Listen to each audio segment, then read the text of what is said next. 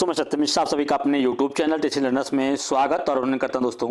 दोस्तों आज practice set number 3 लेके आया हूं जो कि आपका यूपी टेट और सी टेट एग्जाम के दृष्टि से दोस्तों महत्वपूर्ण है। ठीक है दोस्तों, इस प्रैक्टिस सेट के माध्यम से मैं आपकी 90 नंबर की दोस्तों तैयारी करवाऊंगा। ठीक है, और शुरू से अंत तक दोस्तों पूरा वीडियो देखिएगा, लाइक शेयर और सब्सक्राइब दोस्तों जरूर करिएगा। ठीक है, इसमें 3 सब्जेक्ट में तैयारी करवाऊंगा दोस्तों। 3 सब्जेक्ट आपके कौन कौन से? हिंदी है आपका, और बाल विकास है, और इसके अलावा पर्यावरण है। ठीक है, अगर आप मेरे चैनल पर नए हैं तो मेरे चैनल को सब्सक्राइब कर लीजिए ताकि मेरे द्वारा डाले गए प्रत्येक वीडियो का नोटिफिकेशन आपको मिलता रहे। दोस्तों चलिए स्टार्ट करते हैं आज की क्लास का पहला क्वेश्चन। यहाँ पे दोस्तों देखिए, पहला क्वेश्चन हिंदी है दोस्तों। आपको पता है सभी को कि अगर आप नए हैं दोस्तों और आप पहली बार अगर यूपी टेट या सी टेट का एग्जाम देने वाले हैं तो मैं आपको बता दूं कि चाहे हिंदी हो दोस्तों, चाहे सीडीपी हो, सब 30 नंबर के आपके एग्जाम में पूछे जाते हैं। ठीक है, 30 नंबर का हिंदी, 30 नंबर का बाल विकास, 30 नंबर का ईवीएस। ठीक है, तो टोटल कितने हो गए? 90 नंबर हो गए। तो इसमें दोस्तों मैं कुछ आप सभी के लिए कुछ हिंदी के महत्वपूर्ण प्रश्न लेके आया हूँ और कुछ आपके पर्यावरण, कुछ आपके बाल विकास के। ठीक है, चलिए स्टार्ट करते हैं आज की क्लास का पहला क्वेश्चन। यहाँ पे पहला क्वेश्चन दोस्तों देखिएगा, क्या कह रहा है कि किस कवि को कवियों का कवि कहा जाता है? किस कवि को कवियों का कवि कहा जाता है? धर्मवीर भारती को, रघुवीर सहाय, शमशेर बहादुर सिंह या सर्वेश्वर दयाल सक्सेना को? तो किस कवि को कवियों का कवि कहते हैं? तो शमशेर बहादुर सिंह को कवियों का कवि कहा जाता है। तो इस क्वेश्चन का जो राइट जवाब है ऑप्शन नंबर 3 इसका राइट जवाब है। चलिए आगे चलते हैं क्वेश्चन नंबर नेक्स्ट पे। सभी क्वेश्चन दोस्तों आपकी परीक्षा के दृष्टि से महत्वपूर्ण है। क्वेश्चन नंबर नेक्स्ट है, कह रहा है कि हिंदी का प्रथम पत्र क्या है? दोस्तों बहुत ही अच्छा क्वेश्चन है, महत्वपूर्ण प्रश्न है कि हिंदी का पहला पत्र क्या है? इतिहास, तिमिरनाशक, उदंत मार्तंड, बनारस अखबार, हरिश्चंद्र मैगजीन? तो उदंत मार्तंड जो है दोस्तों ये आपका प्रथम पत्र है। हिंदी का प्रथम पत्र कौन सा है? उदंत मार्तंड है। ठीक है, चलिए आगे चलते हैं क्वेश्चन नंबर नेक्स्ट पे। क्वेश्चन नंबर नेक्स्ट देखिएगा, क्वेश्चन नंबर नेक्स्ट है दोस्तों कि व्युत्पत्ति के आधार पे संज्ञा के कितने भेद होते हैं? संज्ञा दोस्तों किसी व्यक्ति, वस्तु या स्थान के नाम का जो बोध कराए वही क्या होता है दोस्तों? संज्ञा होती है। संज्ञा के मुख्यतः कितने भेद होते हैं, या कह सकते हैं कि व्युत्पत्ति के आधार पे संज्ञा के कितने भेद होते हैं? संज्ञा के 5 भेद होते हैं। ठीक है, तो इस क्वेश्चन का जो राइट जवाब दोस्तों ऑप्शन नंबर 3 इसका राइट जवाब है कि संज्ञा के कितने भेद होते हैं? वो 5 भेद होते हैं। चलिए आगे चलते हैं क्वेश्चन नंबर नेक्स्ट पे। क्वेश्चन नंबर नेक्स्ट है दोस्तों कि हिंदी के शब्दों का लिंग निर्धारण किसके आधार पे होता है? हिंदी के जो शब्द होते हैं उनका लिंग निर्धारण कैसे होता है दोस्तों? स्त्रीलिंग है, पुल्लिंग लिंग है। ठीक है, इसका निर्धारण किसके आधार पे किया जाता है? प्रत्यय के आधार पे, संज्ञा, क्रिया या सर्वनाम? तो आपको बता दें दोस्तों कि हिंदी के शब्दों का जो लिंग निर्धारण होता है किसके आधार पे किया जाता है? क्रिया के आधार पे शब्दों का लिंग निर्धारण होता है। ठीक है, तो इस क्वेश्चन का जो राइट जवाब होगा क्या होगा? ऑप्शन नंबर 3 इसका राइट जवाब हो जाएगा। और प्रत्यय क्या होता है इसके बारे में जान लीजिए कि प्रत्यय वे शब्द होते हैं जो किसी शब्द के अंत में जुड़ के उसका अर्थ परिवर्तित कर दे दोस्तों, वही क्या कहलाते हैं? प्रत्यय कहलाते हैं। संज्ञा किसी व्यक्ति, वस्तु या स्थान के नाम का बोध कराए वही क्या कहलाते हैं? संज्ञा कहलाती है। सर्वनाम वे शब्द होते हैं जो कि संज्ञा के स्थान पे प्रयोग किए जाते हैं। ठीक है, चलिए आगे चलते हैं क्वेश्चन नंबर नेक्स्ट पे दोस्तों। इसी टाइप के आपके दोस्तों यूपी टेट एग्जाम में इस टाइप के प्रश्न काफ़ी मात्रा में पूछे जाते हैं। ठीक है, चलिए आगे चलते हैं क्वेश्चन नंबर नेक्स्ट पे। क्वेश्चन नंबर नेक्स्ट है, कह रहा है कि अति शुद्धो स्नेह को मारक, अति शुद्धो स्नेह के मारक को किसकी पंक्ति है, या किसकी पंक्ति याद कर सकते हैं किसके द्वारा लिखा गया है? ठीक है, आलम, बोधा, घनानंद, ठाकुर? तो अति शुद्धो स्नेह को मारक जो है किसके द्वारा लिखा गया है? घनानंद द्वारा लिखा गया है। चलिए आगे चलते हैं क्वेश्चन नंबर नेक्स्ट पे। सभी क्वेश्चन दोस्तों आपके परीक्षा के दृष्टि से महत्वपूर्ण है। ठीक है, चिंतामणि किसका निबंध संग्रह है? बाल मुकुंद गुप्त, रामचंद्र शुक्ल, हजारी प्रसाद द्विवेदी या श्याम सुंदर दास? तो चिंतामणि किसका निबंध संग्रह है? रामचंद्र शुक्ल का निबंध संग्रह क्या है? चिंतामणि है। ठीक है, कभी कभी पूछ लेता है कि जो चिंतामणि दोस्तों क्या है? निबंध संग्रह है कि चलचित्र है, या कह सकते हैं कि आत्मकथा है? तो आपको पता होना चाहिए चिंतामणि क्या है। एक प्रकार का क्या है? निबंध संग्रह है। चलिए आगे चलते हैं क्वेश्चन नंबर नेक्स्ट पे। क्वेश्चन नंबर नेक्स्ट दोस्तों देखिएगा, कह रहा है कि 6 जो है 6 वर्ड किसके योग से बना हुआ है? क प्लस श से, क प्लस 6, क प्लस च या क प्लस स। तो दोस्तों आपको बता दें कि छ जो है ये क्या है, एक प्रकार का संयुक्त व्यंजक है। कैसा व्यंजक है? संयुक्त व्यंजक है और किसके मिलन से बना है? क प्लस स के योग से बना हुआ है। और कभी कभी पूछ लेता है कि छ वर्ण कैसा वर्ण है, ठीक है, कंठ है या तालव्य है या ये क्या है दोस्तों? आपका संयुक्त वर्ण होता है। संयुक्त वर्ण में आपके आते हैं छत्र तरंग जो होते हैं सभी क्या होते हैं? संयुक्त वर्ण होते हैं। चलिए आगे चलते हैं क्वेश्चन नंबर नेक्स्ट पे। क्वेश्चन नंबर नेक्स्ट है दोस्तों, करा है कि शुद्ध वर्तनी का चयन कीजिए। इसमें से आपको शुद्ध पहचानना है कौन सा वर्ड जो है वो शुद्ध लिखा गया है, ठीक है। तो ये ऑप्शन नंबर जो 4 है दोस्तों, अप्रियता जो है ये आपका शुद्ध है। तो इस क्वेश्चन का राइट जवाब क्या होगा? ऑप्शन नंबर 4 हो जाएगा। चलिए आगे चलते हैं, क्वेश्चन नंबर नेक्स्ट देखिएगा। करा है कि कारक के कितने भेद होते हैं? 7, 8, 9 या 10। तो कारक के मुख्यतः कितने भेद होते हैं? 8 भेद होते हैं। कर्ता, कर्म, करण, संप्रदान, अपादान, संबोधन, ठीक है। ये सभी क्या होते हैं दोस्तों? अधिकरण। ये सभी क्या होते हैं? आपके कारक होते हैं। चलिए आगे चलते हैं क्वेश्चन नंबर नेक्स्ट पे। क्वेश्चन नंबर नेक्स्ट देखिएगा, करा कि कवि का स्त्रीलिंग रूप क्या होगा? कवि का स्त्रीलिंग रूप क्या होगा? कवियत्री, कवित्री या कवयित्री या कवियित्री। तो आपको बता दें दोस्तों कि कवि का स्त्रीलिंग क्या होगा? वो कवित्री होता है, ठीक है दोस्तों, कव प्लस इत्री। तो इस क्वेश्चन का जो राइट जवाब है क्या है? ऑप्शन नंबर 3 इसका राइट जवाब है। चलिए आगे चलते हैं क्वेश्चन नंबर नेक्स्ट पे। क्वेश्चन नंबर नेक्स्ट दोस्तों, यहाँ से कुछ महत्वपूर्ण प्रश्न दोस्तों आपके लिए लेके आए हूँ जो कि किसके हैं? बाल विकास या कह सकते हैं कि सीडीपी के हैं। सीडीपी भी आपकी परीक्षा में 30 नंबर के प्रश्न पूछे जाते हैं, ठीक है, चाहे आपका यूपी टेट हो या सी टेट हो। तो चलिए क्वेश्चन नंबर 1 देखते हैं, इसमें क्या कर रहा है? कह रहा है भाषा विकास में सहयोग करने का कौन सा तरीका गलत है? भाषा विकास में सहयोग करने का कौन सा तरीका गलत होता है?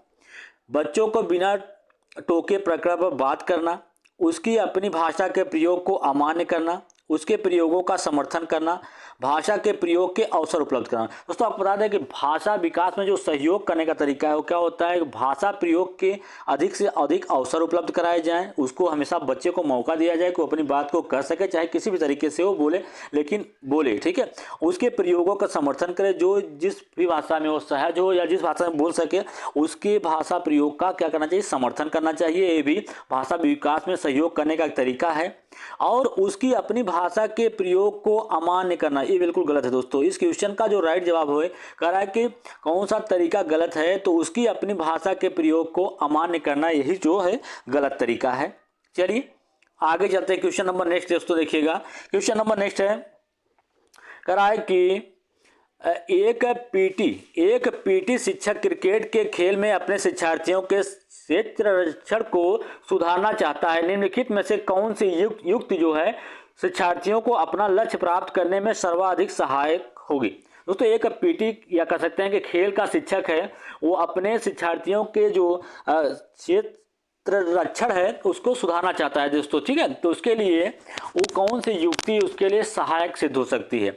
शिक्षार्थियों को क्षेत्र रक्षण का अधिक अभ्यास करवाना, शिक्षार्थियों को यह बताना कि क्षेत्र रक्षण सीखना उनके लिए किस प्रकार महत्वपूर्ण है, बेहतर क्षेत्र रक्षण और सफलता की दर के पीछे तर्क को स्पष्ट करना, या क्षेत्र रक्षण को प्रदर्शित करना और शिक्षार्थियों को अवलोकन करने, ठीक है। तो एक पीटी शिक्षक के रूप में आप बच्चों के क्षेत्र रक्षण को सुधारना चाहते हैं तो उसके लिए यही उपयुक्त तरीका होगा कि बच्चों को जितना हो सके उतना क्षेत्र रक्षण का अधिक से अधिक अभ्यास करवाना चाहिए। चलिए आगे जाते हैं दोस्तों क्वेश्चन नंबर नेक्स्ट पे। क्वेश्चन नंबर नेक्स्ट है, सभी क्वेश्चन दोस्तों आपकी परीक्षा के दृष्टि से महत्वपूर्ण है, ठीक है। कह रहा है कि थ फ च ध्वनियाँ किस प्रकार की ध्वनियाँ हैं? स्वनिम है, रूपिम है, लेखिम या शब्दिम है? तो थ फ च ध्वनियाँ क्या है? स्वनिम ध्वनियाँ हैं। तो इस क्वेश्चन का राइट जवाब ऑप्शन नंबर फर्स्ट होगा। चलिए आगे चलते हैं क्वेश्चन नंबर नेक्स्ट पे दोस्तों। क्वेश्चन नंबर नेक्स्ट है कि विद्यालय को किसके लिए व्यक्तिगत विभिन्नता को पूरा करना चाहिए? व्यक्तिगत शिक्षार्थियों को विशिष्ट होने की अनुभूति कराने के लिए, व्यक्तिगत शिक्षार्थियों के मध्य खाई को कम करने के लिए, विद्यार्थियों के निष्पादन और योग्यताओं को समान करने के लिए, यह समझने के लिए कि क्या शिक्षार्थी सीखने योग्य है या अयोग्य है। तो व्यक्तिगत भिन्नताओं को पूरा करने का दोस्तों पूरा करना इसलिए महत्वपूर्ण होता है कि इससे यह समझ में आ जाता है कि कौन सा बच्चा या कौन सा विद्यार्थी ऐसा है कि जो किसी प्रकरण को सीखने योग्य है या अयोग्य है, ठीक है। तो इस क्वेश्चन का जो राइट जवाब होगा वो क्या होगा? ऑप्शन नंबर 4 इसका राइट जवाब होगा। चलिए आगे चलते हैं क्वेश्चन नंबर नेक्स्ट पे। क्वेश्चन नंबर नेक्स्ट है, कह रहा है कि कक्षा 1 में बच्चों में भाषा कौशल विकास के क्रम में होना चाहिए। कक्षा 1 में बच्चों का जो भाषा कौशल है उसका विकास किस क्रम में होना चाहिए। बच्चा पहले बोलना सीखेगा, या पहले पढ़ना सीखेगा, या पहले सुनना सीखेगा, या लिखना सीखेगा। दोस्तों आपको बता दें कि जो बच्चा होता है सबसे पहले क्या करेगा, सबसे पहले सुनना सीखेगा, फिर बोलना, फिर पढ़ना और फिर लिखना। तो इस क्वेश्चन का राइट जवाब क्या है, ऑप्शन नंबर फर्स्ट इसका राइट जवाब हो जाएगा। चलिए आगे चलते हैं क्वेश्चन नंबर नेक्स्ट पे। मानव व्यक्तित्व परिणाम है। मानव व्यक्तित्व जो होता है किसका परिणाम होता है, केवल आनुवंशिकता का, पालन पोषण और शिक्षा का, आनुवंशिकता और वातावरण की अंतःक्रिया का, या केवल वातावरण का। तो मानव जो व्यक्तित्व होता है, मानव का व्यक्तित्व किससे किससे प्रभावित होता है दोस्तों, मैं आपको बता दूं कि आनुवंशिकता, जो उसको आनुवंशिक लक्षण या आनुवंशिक वो दर पीढ़ी चलते आ रहे हैं दोस्तों, उसका और उसके वातावरण जिसमें वो रहता है दोस्तों, उसकी दोनों की अंतःक्रिया का परिणाम उसके व्यक्तित्व पर पड़ता है। तो इस क्वेश्चन का जो राइट जवाब होगा क्या होगा, ऑप्शन नंबर 3 इसका राइट जवाब होगा। चलिए आगे चलते हैं क्वेश्चन नंबर नेक्स्ट देखिएगा। कह रहा है कि हार्वर्ड गार्डनर का बुद्धि का सिद्धांत पर बल देता है। हार्वर्ड गार्डनर ने बहुबुद्धि सिद्धांत दिया था दोस्तों, बुद्धि का सिद्धांत दिया था। तो उनके जो बुद्धि का सिद्धांत है किस पर बल देता है, शिक्षार्थियों में अनुबंधित कौशलों पर, सामान्य बुद्धि पर, या विद्यालयों में आवश्यक सामान्य योग्यताओं पर, या प्रत्येक व्यक्ति के विलक्षण योग्यताओं पर। तो हार्वर्ड गार्डनर का जो बुद्धि का सिद्धांत है वो किस पर बल देता है दोस्तों, प्रत्येक व्यक्ति की विलक्षण योग्यताओं पर। चलिए आगे चलते हैं क्वेश्चन नंबर नेक्स्ट दोस्तों देखिएगा। कह रहा है कि शिक्षार्थियों में व्यक्तिगत भिन्नताओं को संबोधित करने के लिए एक विद्यालय किस प्रकार का सहयोग उपलब्ध करवा सकता है। सभी शिक्षार्थियों के लिए समान स्तर की पाठ्य चर्चा का अनुगमन करवाना, बाल केंद्रित पाठ्य चर्चा का पालन करवाना तथा शिक्षार्थियों को सीखने के अनेक अवसर देना। दोस्तों जिस अवसर में आपको शिक्षार्थियों को अवसर देने की या उनको प्रमुखता देने की बात आ जाए, समझ लीजिए कि वही उस क्वेश्चन का राइट जवाब हो जाएगा, उसके आगे आपको पढ़ने की जरूरत नहीं है। ठीक है, तो यहाँ पे दोस्तों बाल केंद्रित पाठ्य चर्चा का पालन भी करवाया जा रहा है और शिक्षार्थियों को सीखने के अवसर भी दिए जा रहे हैं। ठीक है, बच्चों को प्रमुखता दी जा रही है प्लस उनको अवसर दिया जा रहा है। ठीक है, तो इस क्वेश्चन का राइट जवाब ऑप्शन नंबर सेकंड होगा। चलिए आगे चलते हैं क्वेश्चन नंबर नेक्स्ट पे। क्वेश्चन नंबर नेक्स्ट है दोस्तों, कह रहा है कि प्राय शिक्षार्थियों की त्रुटियां की ओर संकेत करती हैं। वे कैसे सीखते हैं, शिक्षार्थियों को सामाजिक आर्थिक स्तर क्या है, यांत्रिक अभ्यास की आवश्यकता, सीखने की अनुपस्थिति। तो सीखने में अगर विद्यार्थी जो होते हैं उनकी जो लिखने या पढ़ने में कोई गलती कर रहे हैं तो उनकी जो गलतियां होती हैं किस ओर संकेत कर रही हैं, ये वो बताती हैं कि बच्चा जो है वो कहाँ पे गलती कर रहा है या वो कैसे सीख रहा है, उसके सीखने का जो तरीका है किस प्रकार से है। ठीक है, तो कैसे सीख रहा है। तो इस क्वेश्चन का राइट जवाब क्या होगा, ऑप्शन नंबर फर्स्ट होगा। चलिए आगे चलते हैं क्वेश्चन नंबर नेक्स्ट पे। क्वेश्चन नंबर नेक्स्ट है दोस्तों कि सतत और व्यापक मूल्यांकन पर बल देता है। सतत और व्यापक मूल्यांकन पे बल देता है। बोर्ड परीक्षाओं की अनावश्यकता पर, सीखने को सुनिश्चित करने के लिए व्यापक स्केल पर नियंत्रण प्रशिक्षण, सीखने को किस प्रकार अवलोकित, रिकॉर्ड और सुधारा जाए इस पर, या शिक्षण के साथ परीक्षाओं का सामंजस्य। तो आपको बता दें सतत और व्यापक जो मूल्यांकन होता है वो किस पर बल देता है, वही बल देता है कि किसी भी चीज को किस प्रकार से अवलोकित किया जाए, उसको रिकॉर्ड किया जाए और उसमें किस प्रकार का बच्चा कोई गलती कर रहा है, किसी प्रकार की गलती हो रही है तो उसमें किस प्रकार से सुधार किया जाए। ठीक है, इस पर बल देता है। तो इस क्वेश्चन का राइट जवाब ऑप्शन नंबर 3 होगा। चलिए आगे क्वेश्चन नंबर नेक्स्ट पे। अब दोस्तों यहाँ से कुछ महत्वपूर्ण प्रश्न हैं जो कि किसके हैं, पर्यावरण अध्ययन या कह सकते हैं कि ईवीएस के। ठीक है, ये भी 30 नंबर के पूछे जाते हैं आपके परीक्षा में, चाहे यूपी टेट हो चाहे सी टेट हो। चलिए क्वेश्चन नंबर 1 पे चलते हैं। यहाँ पे निम्नलिखित में से कौन सर्वाधिक उत्पादक पारिस्थितिकी तंत्र है, उष्णकटिबंधीय वर्षा वन, टुंड्रा, सवाना या मरुस्थल। दोस्तों आपको बता दें कि निम्नलिखित में से कौन सा सर्वाधिक उत्पादक पारिस्थितिकी तंत्र है, तो कौन सा है, उष्णकटिबंधीय वर्षा वन। दोस्तों बहुत ही अच्छा क्वेश्चन है, इंपॉर्टेंट आपकी परीक्षा की दृष्टि से।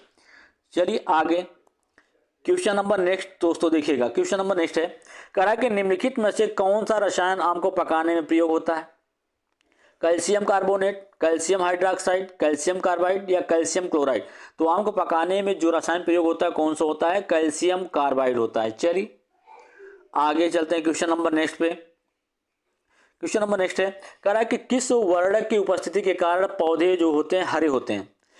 किस वर्णक की उपस्थिति के कारण जो पौधे होते हैं वे हरे होते हैं, एंथोसाइनिन, लाइकोपीन, कैरोटीनाइड या क्लोरोफिल। तो आपको पता है दोस्तों, जो पौधे होते हैं उनके हरे होने का कारण होता है क्लोरोफिल वर्णक जो होता है पौधे में पाया जाता है, जिसके कारण क्या होते हैं, हरे होते हैं। और पौधे की जो पत्तियां होती हैं दोस्तों अपने भोजन का निर्माण करती हैं, और पौधे के भोजन निर्माण करने की जो प्रक्रिया होती है उसे क्या कहते हैं, प्रकाश संश्लेषण कहा जाता है। तो इस क्वेश्चन का जो राइट जवाब है क्या है, ऑप्शन नंबर 4 है। चलिए आगे चलते हैं क्वेश्चन नंबर नेक्स्ट पे। क्वेश्चन नंबर नेक्स्ट है, कह रहा है कि कौन सी बीमारी दूषित जल पीने से फैलती है। दूषित जल या गंदा जल या प्रदूषित जल को पीने से कौन सी बीमारी फैलती है, एड्स, टाइफाइड, एनीमिया या टिटनेस। तो दूषित जल को पीने से फैलने वाली जो बीमारी दोस्तों क्या है, टाइफाइड है। चलिए आगे चलते हैं क्वेश्चन नंबर नेक्स्ट पे। क्वेश्चन नंबर नेक्स्ट है कि वायु दाब नापने वाला यंत्र किस नाम से जाना जाता है, बैरोमीटर, सिस्मोग्राफ, थर्मामीटर या हाइग्रोमीटर। तो वायु दाब मापने वाला जो यंत्र है उसको किस नाम से जानते हैं, बैरोमीटर के नाम से जाना जाता है। थर्मामीटर जो होता है तापमान मापने में प्रयोग होता है, किसका, तापमान मापने में प्रयोग होता है। और सिस्मोग्राफ जो होता है भूकंप की तीव्रता मापने के लिए प्रयोग किया है। भूकंप जो होता है दोस्तों उसकी तीव्रता मापने के लिए इसका प्रयोग करते हैं। चलिए आगे चलते हैं क्वेश्चन नंबर नेक्स्ट पे।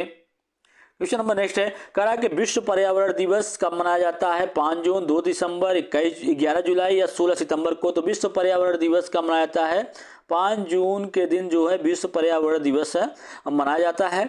और 16 सितंबर को क्या मनाया जाता है, ओजोन संरक्षण दिवस मनाया जाता है। और कभी पूछा था दोस्तों 2018 की थीम क्या थी, तो प्लास्टिक प्रदूषण से जो समाप्ति थी उसका थीम क्या था, 2018 का थीम था। चलिए आगे चलते हैं क्वेश्चन नंबर नेक्स्ट पे। क्वेश्चन नंबर नेक्स्ट है कि बीटी कपास है एक संकर पौधा, एक प्राकृतिक पौधा, एक ट्रांसजेनिक पौधा या एक औषधिक पौधा। तो बीटी कपास जो है क्या है, ट्रांसजेनिक पौधा है। इस क्वेश्चन का राइट जवाब ऑप्शन नंबर 3 है। चलिए आगे चलते हैं क्वेश्चन नंबर नेक्स्ट पे। क्वेश्चन नंबर नेक्स्ट है कि लोकसभा और राज्यसभा की संयुक्त बैठक किसके द्वारा आहूत की जाती है, संसद, राष्ट्रपति, लोकसभा अध्यक्ष या राज्यसभा का सभापति। तो लोकसभा एवं राज्यसभा की जो संयुक्त बैठक होती है किसके द्वारा आहूत या बुलाई जाती है, राष्ट्रपति के द्वारा बुलाई जाती है। ठीक है, चलिए आगे चलते हैं क्वेश्चन नंबर नेक्स्ट पे। क्वेश्चन नंबर नेक्स्ट है दोस्तों कि कौन सा वायुमंडलीय प्रदूषक अम्लीय वर्षा का मुख्य कारक है। तो अम्लीय वर्षा का मुख्य कारक कौन सा है दोस्तों, सल्फर डाइऑक्साइड। यही जब वर्षा के पानी में घुल जाता है तो वर्षा का पानी कैसा हो जाता है, अम्लीय हो जाता है। और ठीक है, और कार्बन डाइऑक्साइड दोस्तों जो होता है ग्लोबल वार्मिंग की जो घटना होती है, जब पृथ्वी का तापमान सबसे अधिक बढ़ जाता है तो उस घटना के जो जिम्मेदार गैस होती है क्या होती है, कार्बन डाइऑक्साइड उसके लिए जिम्मेदार होती है। और इस क्वेश्चन का जो राइट जवाब है कि वायुमंडलीय प्रदूषण अम्लीय वर्षा का कारक है, तो क्या है, सल्फर डाइऑक्साइड। इस क्वेश्चन का राइट जवाब ऑप्शन नंबर 1 है। चलिए आगे चलते क्वेश्चन नंबर नेक्स्ट तो देखिएगा। क्वेश्चन नंबर नेक्स्ट है, कह रहा है कि भारतीय संविधान में विधि का शासन विचार कहाँ से लिया गया। भारतीय संविधान का विधि का जो शासन विचार है वो कहाँ से लिया गया, स्विट्जरलैंड से, अमेरिका, इंग्लैंड या आयरलैंड से। तो कहाँ से लिया गया है, इंग्लैंड से लिया गया है। ठीक है, चलिए आगे चलते हैं दोस्तों। क्वेश्चन नंबर नेक्स्ट देखिएगा। क्वेश्चन नंबर नेक्स्ट है, कह रहा है कि निम्नलिखित में से कौन सी ग्रीन हाउस गैस नहीं है, carbon dioxide, nitrous oxide, carbon monoxide या मीथेन। दोस्तों आपको बता दें कि ग्रीन हाउस गैस इसमें से कौन सी नहीं है। तो आपको पता होना चाहिए ग्रीन हाउस गैस कौन कौन सी होती हैं। कार्बन डाइऑक्साइड आपकी ग्रीन हाउस गैस होती है, नाइट्रस ऑक्साइड भी क्या होती है, ग्रीन हाउस। इसके अलावा वाष्प जो होते हैं वो भी वाष्प जो होते हैं वो भी ग्रीन हाउस गैस होते हैं। और मीथेन भी क्या होता है, ग्रीन हाउस गैस होता है। तो कार्बन मोनोऑक्साइड जो है ग्रीन हाउस गैस नहीं होता। कभी कभी दोस्तों क्या होता है कि जो पेड़ पौधे होते हैं उनकी पत्तियां जो होती हैं मुरझा के गिर जाती हैं, हरी जाती हैं लेकिन मुरझा के गिर जाती हैं, वो किसका इफेक्ट होता है, इसे ही कार्बन मोनोऑक्साइड का इफेक्ट होता है, जिसके कारण ऐसा होता है। ठीक है दोस्तों, आज के लिए इतना ही। अगर आपको मेरा वीडियो अच्छा लगे तो लाइक, शेयर और सब्सक्राइब दोस्तों जरूर करिएगा।